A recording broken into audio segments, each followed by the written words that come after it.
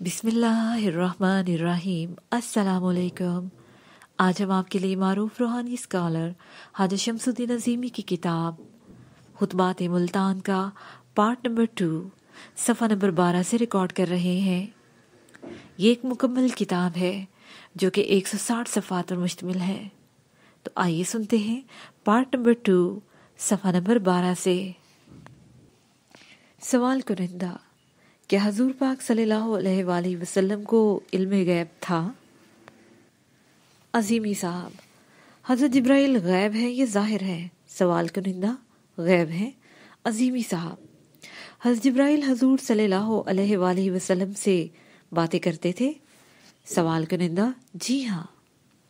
सवाल कुनिंदा, कुरान क्या कहता है इस बारे में? अजीमी साहब, देखिए, वाक़या मिराज को कुरान ने बयान किया है। सूरह नजम में है, 2 कमानों के बराबर फासला रह गया या इससे भी कम, और हमने अपने बंदे से जो दिल चाहा बातें की। दिल ने जो देखा झूठ नहीं देखा। अस्तगफिरुल्लाह, ऐसा नहीं है कि हजूर सल्लल्लाहु अलैहि वसल्लम ने कोई ख्वाब देख लिया हो या ख्याल आ गया हो। अल्लाह ताला फरमाते हैं, हमने पैगम्बर सल्लल्लाहु अलैहि वसल्लम तुम्हें आलमीन के लिए रहमत बनाकर भेजा है। अगर हुजूर पाक सल्लल्लाहु अलैहि वसल्लम को आलमीन का इल्म नहीं होगा तो रहमत कैसे होंगे? यानी रसूलुल्लाह सल्लल्लाहु अलैहि वसल्लम तमाम आलमीन के लिए रहमत है। इस बात से पता चलता है कि हमारी दुनिया की तरह करोड़ों अरबों दुनियाएं हैं। जिस तरह रसूल सल्लल्लाहु अलैहि वसल्लम इस दुनिया के आखिरी पैगंबर हैं, इसी तरह तमाम आलमीन के लिए आखिरी पैगंबर हैं।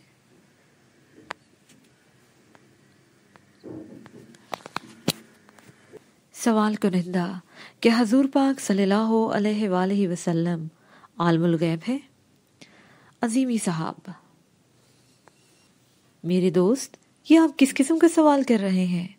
बहरहाल मैं अर्ज करता हूँ, आलमुल गैब तो अल्लाह है, लेकिन अल्लाह ने जिसको जो इल्म दे दिया वो उस इल्म का आलमुल गैब है।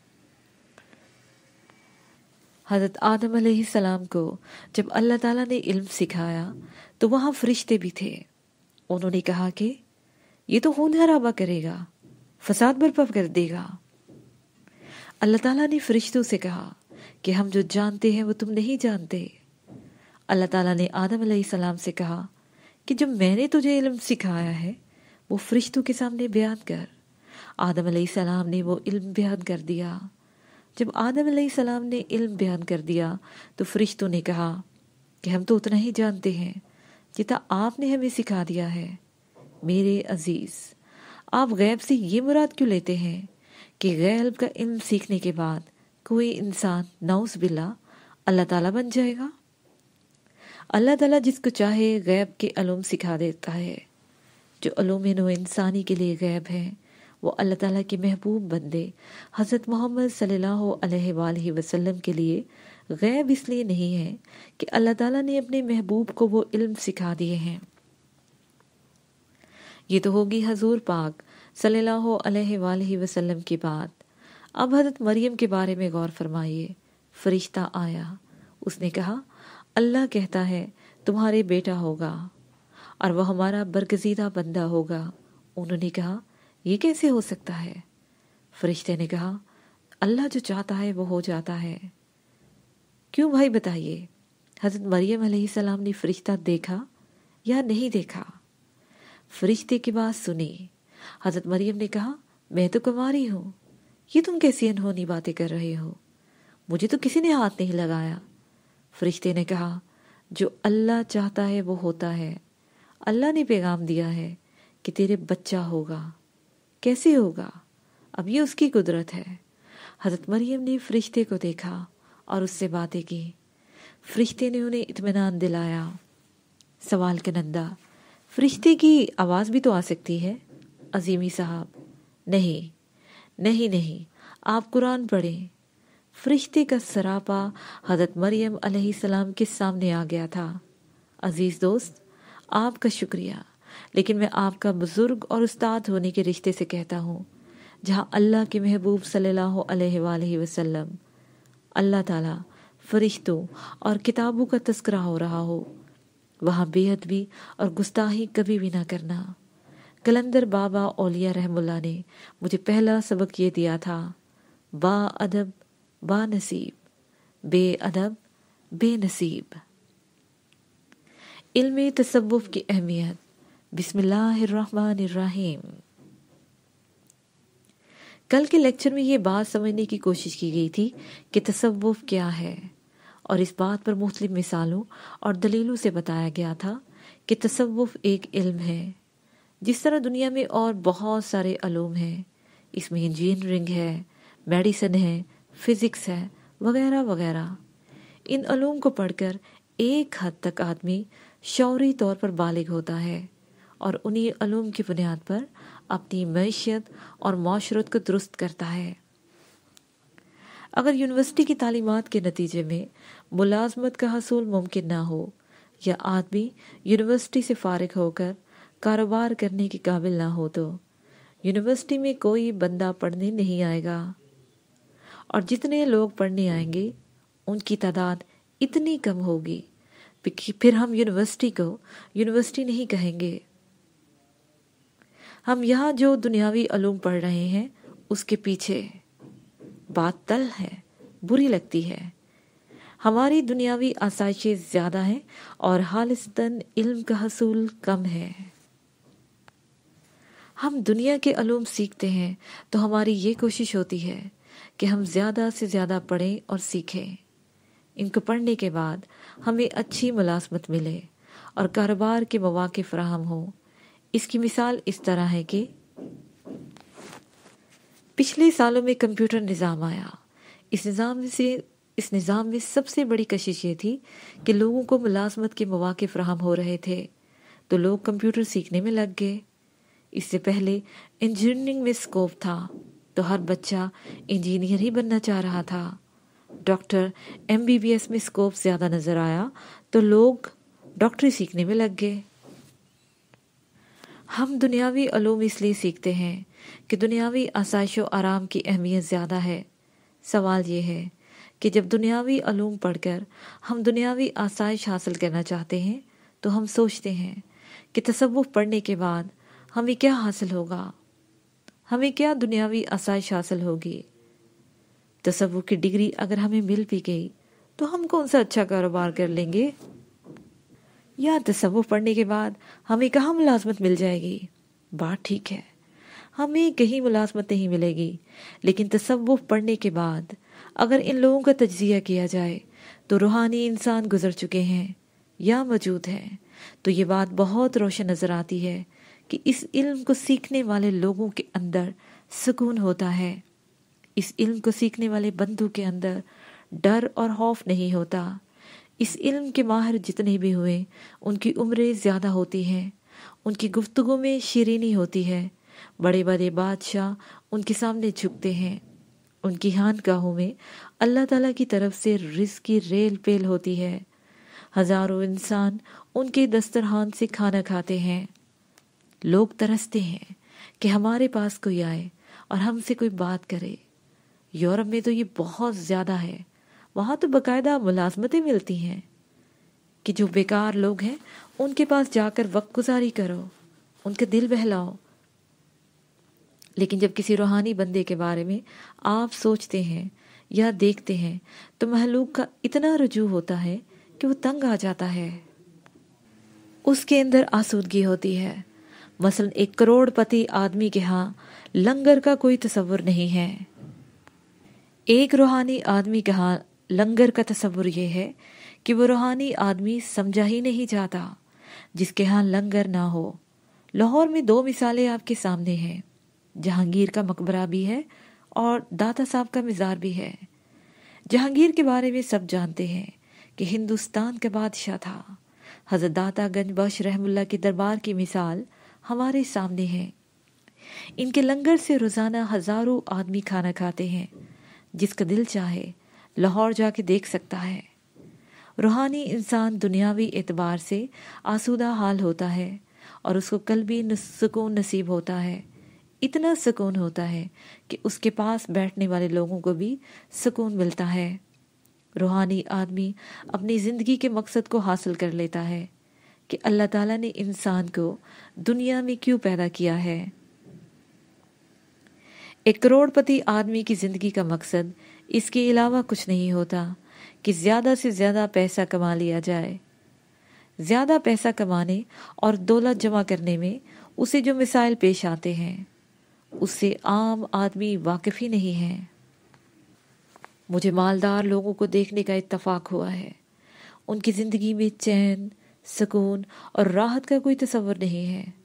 بظاہر نظر آتا ہے کہ ان کے پاس بڑی بڑی گاڑیاں ہیں، کوٹھیاں ہیں، ملیں ہیں، فیکٹریاں ہیں، لیکن یہ لوگ اندر سے کھوکھلے ہوتے ہیں، جیسے کسی درخت کو دھیمک لگ جاتی ہے۔ بنگلہ، کار، کاروبار، بینک بیلنس ان کے پاس ہوتے ہیں، رات کو ڈرتے ہیں اور دن کو بے آرام رہتے ہیں۔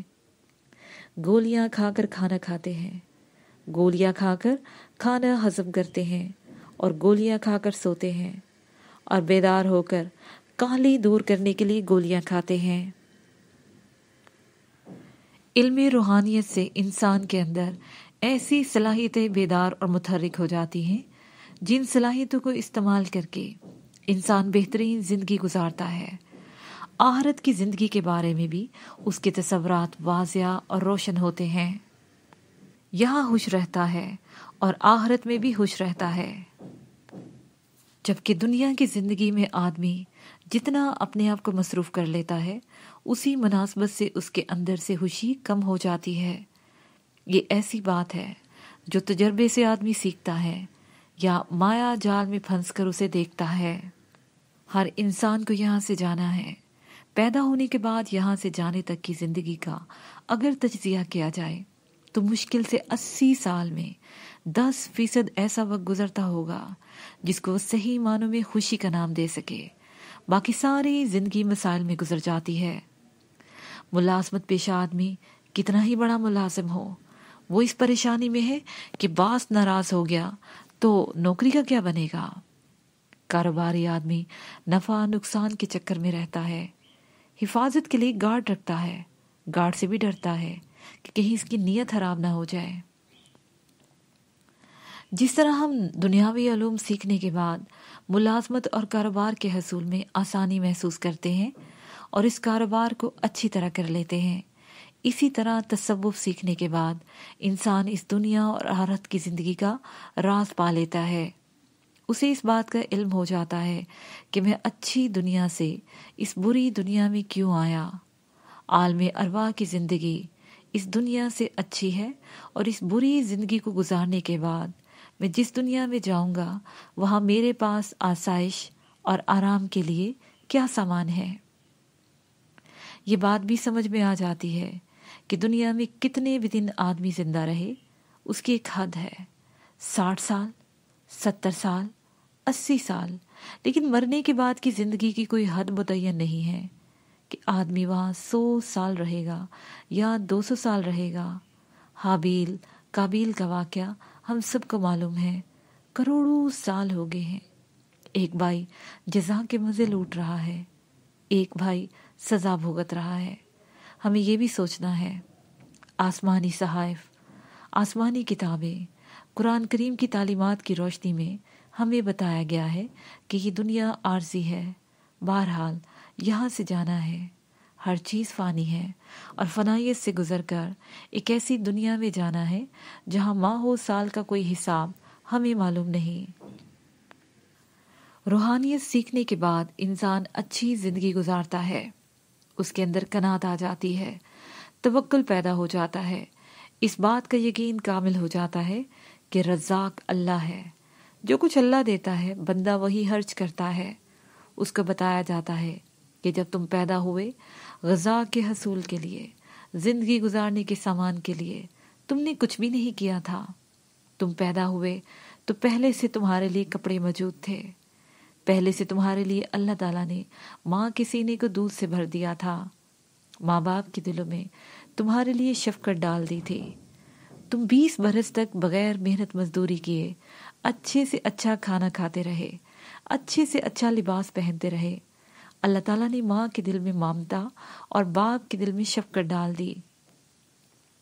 यहाँ जितने स्टूडेंट हैं उन्हें माश की कोई फिक्र नहीं है। जो कुछ कर रहे हैं सब माँ बाप कर रहे हैं।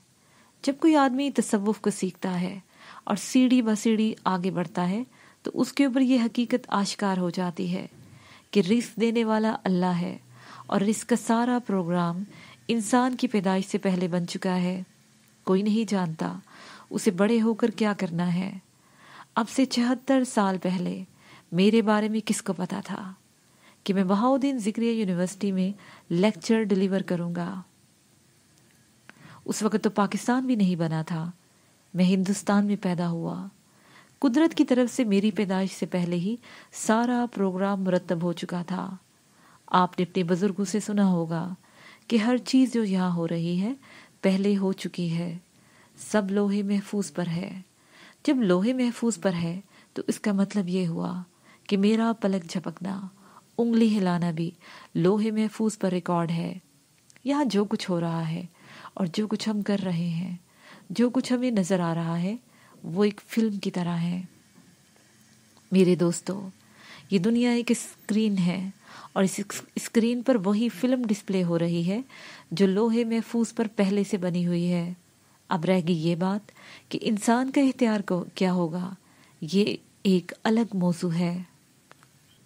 मैं बताना ये चाह रहा था कि जब हम रूहानियत पढ़ते हैं तो हमारे ऊपर ज़िंदगी के बारे में, ज़मीन के जोग्राफियाई के बारे में, आसमानों के बारे में, अर्श के बारे में, जिन्नात के बारे में, फरिश्तों के बारे में जो कुछ अल्लाह ताला ने कुरान पाक में इरशाद फरमाया है वो हमारे सामने एक रोशन किताब है। हम ये बात तो जानते हैं कि फरिश्ता है और इस बात का हमें यकीन भी है, लेकिन हम ये नहीं जानते कि फरिश्ता कैसा होता है। हम ये बात जानते हैं कि 7 आसमान हैं, लेकिन हम ये नहीं जानते कि 7 आसमानों के क्या मतलब है। क्या समावात कोई 7 छतें हैं, 7 मंजिलें हैं, 7 बिल्डिंगें हैं, 7 जोन हैं? इसके बारे में हम कुछ नहीं जानते। लेकिन जब आप रूहानियत पढ़ेंगे तो आपके ऊपर आहिस्ता आहिस्ता अल्लाह ताला के रमूज खुलते चले जाएंगे और ये बात वाज़िया हो जाएगी कि फरिश्ता क्या होता है, जिन्नात की महलूक कैसी होती है, तकदीर क्या है, तदबीर क्या है, अक्ल क्या है, फहम क्या है, बसारत और बसीरत किसे कहते हैं, तज़किया नफ्स क्या है और दीदारे इलाही से हम किस तरह लुत्फ़अंदोज़ होते हैं। दुनियावी अलूम पढ़ने के बाद इसका थोड़ा सा अंदाज़ा तो हो जाता है, लेकिन पूरी तरह इसका इदराक नहीं होता। मसलन आप पूछें कि अक्ल क्या चीज़ है, मेरा ख्याल है कोई भी आदमी अक्ल की तशरीह नहीं कर सकता। अक्ल कोई चिड़िया है, अक्ल अक्सीर की पुड़िया है, अक्ल में कोई वज़न है, क्या चीज़ है अक्ल? लेकिन एक रूहानी आदमी अक्ल की तशरीह कर देता है। अगर इसके ऊपर अल्लाह का इनाम हुआ और उसने कुछ सीख लिया हो। बताया जाता है कि अक्ल एक इजाफी हिस्स है। इजाफी हिस्स के क्या मानी है? हिस्सियात इजाफी नहीं होती। 5 हिस्सों या 5 हवास को हम किसी भी तरह इजाफी नहीं कह सकते। शहद की मक्खी, चिड़िया, चींटी से लेकर हाथी तक हर फर्द में अक्ल मौजूद है और इस अक्ल का इजहार भी होता रहता है।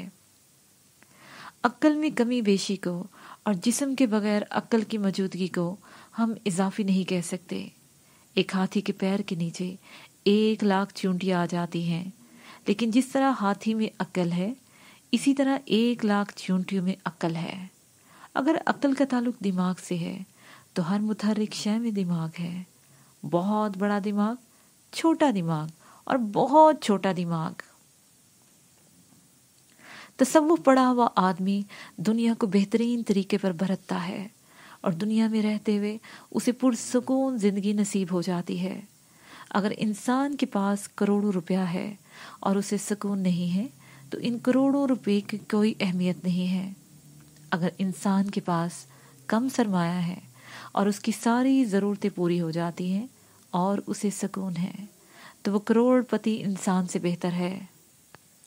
जब इंसान का सुकून नहीं मिलता تو اس کی نیند بھی اڑ جاتی ہے، اس کا معدہ خراب ہو جاتا ہے، اعصابی نظام خراب ہو جاتا ہے، بیمار ہو جاتا ہے، نفسیاتی مریض بن جاتا ہے۔ ایک پرسکون آدمی اس آدمی سے بہت زیادہ اچھا ہے جو بے سکون ہے۔ آج کی دنیا میں سب سے بڑا مسئلہ، سب سے بڑی پریشانی بنی نوع انسان کے لیے یہ ہے کہ آسائش و آرام کے وسائل کے باوجود سکون نہیں ہے۔ جس آدمی سے بات کی جائے وہ کہتا ہے مجھے سکون نہیں ہے، پریشانی ہے، نیند نہیں آتی، السر ہو گیا ہے، گردے فیل ہو گئے ہیں، کینسر چمٹ گیا ہے، دل کا عارضہ لاحق ہو گیا ہے۔ رونا رویا جاتا ہے کہ والدین اور بچوں کے درمیان جنریشن گیپ آ گیا ہے، ایک عجیب افراتفری اور پریشانی ہے۔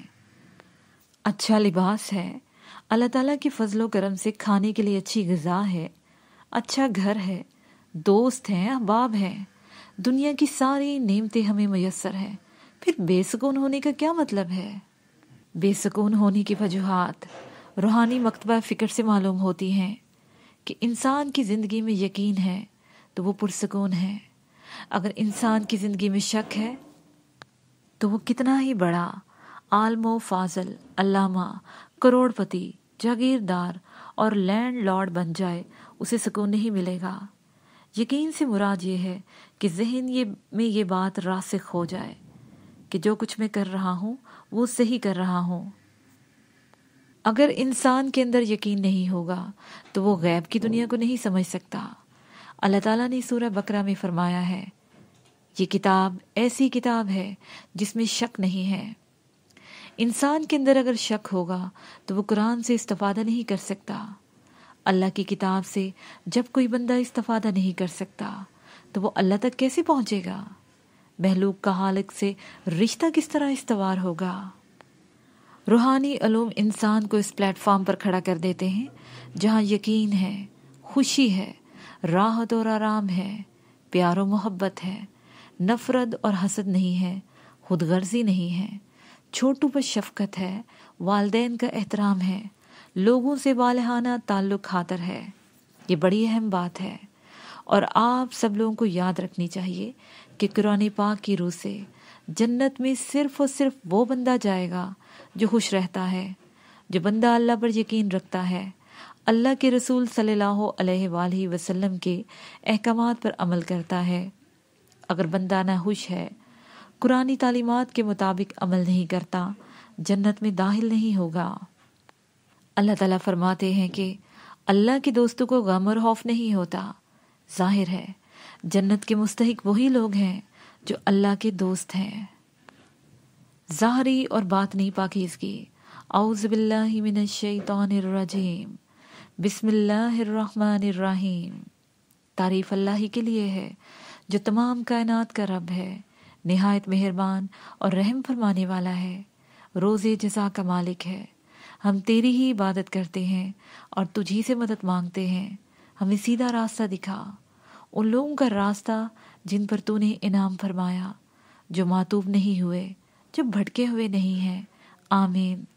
معزز مہمانان گرامی، اساتذہ کرام، طالبات اور طلبہ، السلام علیکم۔ ڈاکٹر صحیح صاحب نے فرمایا ہے کہ میں تصوف کے موضوع پر لیکچر ڈیلیور کروں گا۔ جہاں تک لفظ تصوف کا تعلق ہے اس سے ہر پڑھا لکھا آدمی واقف ہے۔ تصوف ایک علم ہے، اس علم کی تشریحات زمانے کے حساب سے لوگوں نے جس طرح کی وہ بڑی عجیب ہے۔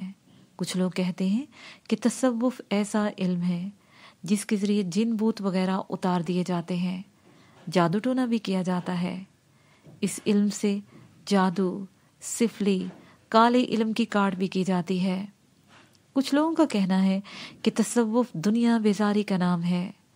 جب انسان کو کوئی کام نہ ہو اور اس کے اندر حالات کا مقابلہ کرنے کی سکت نہ ہو تو وہ ایک طرف کونے میں بیٹھ کر یاد الہی میں مشغول ہو جاتا ہے، یا جنگل میں جھونپڑی ڈال لیتا ہے، روکھی سوکھی کھا کر گزارا کرتا ہے اور کاہل الوجود بن جاتا ہے، یعنی وہ راہب بن جاتا ہے۔